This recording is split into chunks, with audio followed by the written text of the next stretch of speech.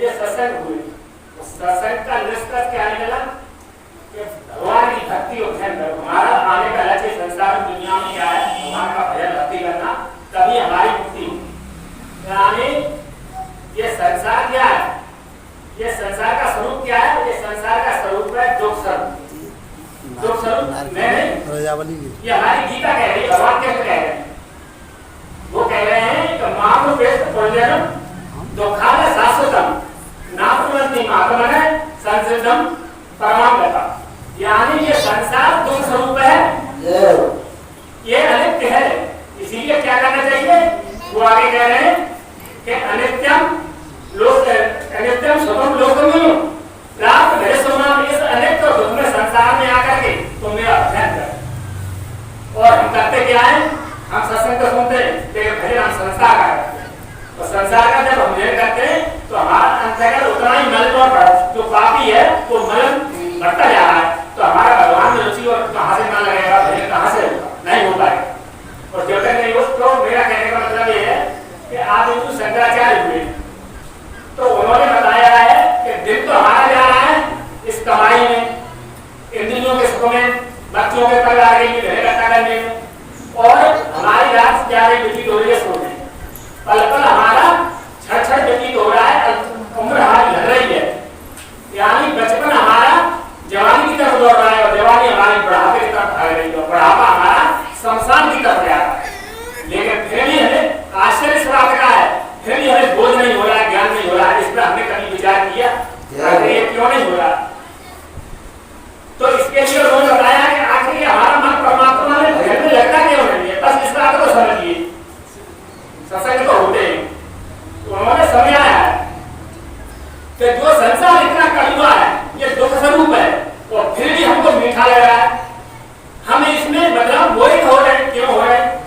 तो वो बता रहे हैं कि इस तरफ ये जो मनुष्य है इसको 5 फल वाले स्तर पर काम करता है। जब ये 8-10 वर्ष की उम्र तक रहता है तब तक तो बच्चा निर्मल रहता है, कोई इसके अंदर मतलब भल विकार नहीं होते। तो जैसे ही 15-16 साल की उम्र को प्राप्त है तो इसको 5 फल वाला स्तर कसना शुरू कर देता है। और वो 1 फल वाला स्तर कसले तो क्या हालत होगी? और वो 5 फल वाला दस्ता है, वो 5 फल है शब्द, रूप, रस, गंध, स्पर्श। ये विषय लोग आए जीव को डसते मनुष्य। फिर क्या होता?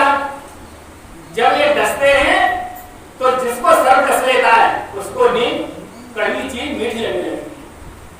तो ये सर पर डसर पर जानिए जब मीठा नींद लगाए, और पाप डसर पर जानिए जब हर क्या रसो है। कहने का मतलब ये है अब ये कड़वा संसार हमें मीठा लगने लगा। जो 5 सर्पों ने वो डस लिया, 5 कड़वा, ये कैसे डस लिया? मतलब कैसे मीठा लगने लगा? अब हमारा मन इसमें रमण करने लगा, और जो ये कड़वा संसार मीठा लग रहा है, और जो मीठा भगवान का राम नाम है वो हमको कड़वा लगने लगा। इसीलिए हमारा भगवान की तरफ ध्यान नहीं जाता, हमारा मन नहीं होता, चिंता नहीं होता है, हम इसीलिए लिखते रहते हैं। तो अब इससे छूटे कैसे?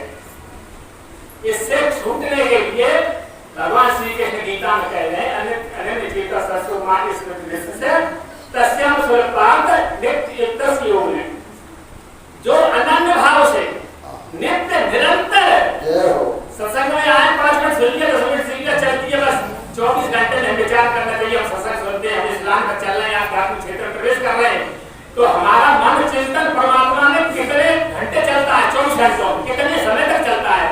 नित्य निरंतर की बात कर रहे हो। नित्य निरंतर जो मेरा चिंतन करता है, मेरे में मन और बुद्धि लगा देता है। कर्म किससे होते हैं? कर्मों की चर्चा बहुत चली। कर्म ये सभी नहीं करता है, कर्म मन और बुद्धि करते। मन से मनन होता है, बुद्धि निश्चय करती है, तब इंद्रियों से कर्म होता है।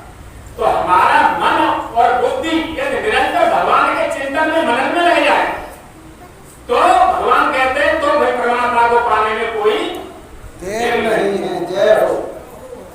भगवान का नित्य निरंतर भजन करते हो। समय का अभाव में देख रहा हूँ, ज्यादा नहीं बोलूंगा, इतना ही बोलूंगा। लक्ष्य को पहचानो, हमारा